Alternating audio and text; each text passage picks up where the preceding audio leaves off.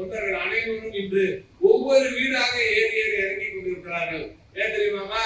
நம்மளும் இன்னொரு பிஆர் மாதிரி எப்படி அங்க கொடுமையெல்லாம் நடந்திருக்கோம், எப்படி ஒட்டுமொத்த மக்களிடம் இருந்து அவர்களது வாக்குரிமைகள் எல்லாம் பறிக்கப்பட்டிருக்கிறதோ அப்படி உங்கள் வாக்குரிமை போகக்கூடாது என்பதற்காக மற்ற திராவிட நாயகன் அவர்கள், கழக தலைவர் அவர்களும், நமது இளம் தலைவர் உதயநிதி ஸ்டாலின் அவர்களும் 2 பேரும் இட்ட கட்டளையின் பேரில் SIR-ஐ எதிர்த்து நாம் களத்தில் போராடுகிறோம்.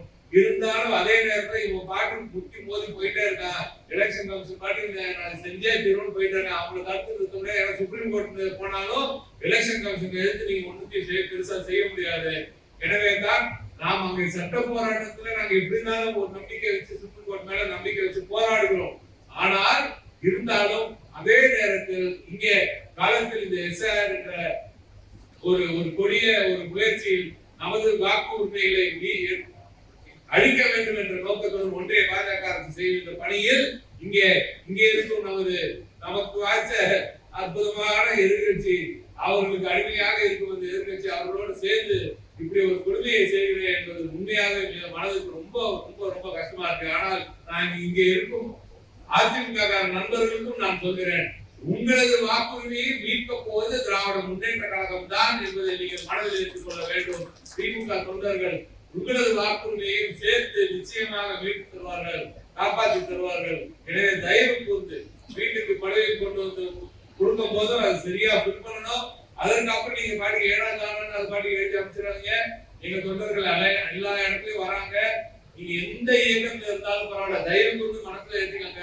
இது நம்ம திமுக தமிழ்நாட்டுக்காக பண்ற விஷயம், இந்தியாவுக்காக பண்ற விஷயம். ஏன் இந்தியாவுக்காக பண்றோம்னா, தமிழ்நாட்டுல ஜனநாயகம் காப்பாற்றப்பட்டால் தான் இந்தியாவில் ஜனநாயகம் தொடர்ந்து நிலைநிறுத்தப்படும் என்ற அந்த உறுதி எல்லா எதிர்கட்சி நபர்களும் இந்தியாவில் இருக்கிற எல்லா கட்சிகளுக்கும் நன்றாக தெரியும், பாஜகவுக்கும் தெரியும். ஆகையால் தான் இங்கே நாம எப்படியாவது இந்த ஆட்சிக்கு ஏதாவது கலந்து உண்டாக்க வேண்டும் என்று துடிக்கிறார்கள். நமது முதலமைச்சர் அதை விடமாட்டார்.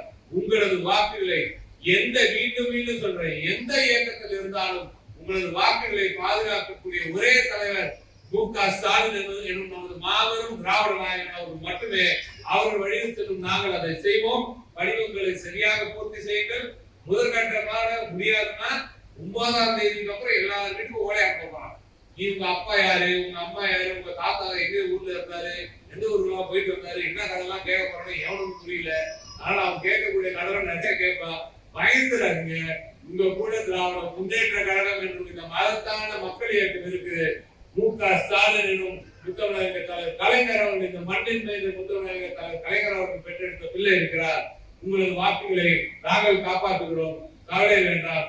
திராவிட முன்னேற்ற கழகத்தின் ஆட்சி, திராவிட மாடல் ஆட்சி இருக்கும் பொழுது தமிழகத்தில் அனைத்து பகுதிகளிலும் பரவலாக்கப்பட்ட வளர்ச்சி உறுதி செய்யப்படும். கூட்டுறவு சங்கங்களுக்கு உங்களது வளர்ச்சியை உறுதி செய்வோம். உங்களது ஸ்பெஷல் கோரிக்கைலாம் இன்னும் எனக்கு நல்லா தெரியும். இல்ல நீங்க கூட்டுறவுல நிறைய கடன்லாம் இருக்கு, அதெல்லாம் என்ன ஏது எல்லாம் யோசிச்சுட்டு இருக்கீங்க. எல்லாரும் நீங்க எல்லாம் எதிர்பார்க்கறதுல நல்ல முறையில எல்லா விதத்திலுமே திராவிட முன்னேற்ற கழகத்தின் ஆட்சி உங்களது நலனை என்றென்றும் காப்பாற்றும் என்று கூறி விடைபெறுகிறேன். நன்றி, வணக்கம். செய்திகளை உடனுக்குடன் தெரிந்து கொள்ள கீழ்கண்ட கேபிள் மற்றும் DTH நெட்வொர்க்குகளில் எம்நாடு செய்தி தொலைக்காட்சியை காணுங்கள். பாதகம் செய்பவரை கண்டால் நாம் பயம் கொள்ளலாகாது பாப்பா. மோதி மிதித்துவிடு பாப்பா, அவர் முகத்தில் உமிழ்ந்துவிடு பாப்பா. அண்மை செய்திகளை உடனுக்குடன் தெரிந்து கொள்ள இணைந்திருங்கள் எம்நாடு தொலைக்காட்சியுடன்.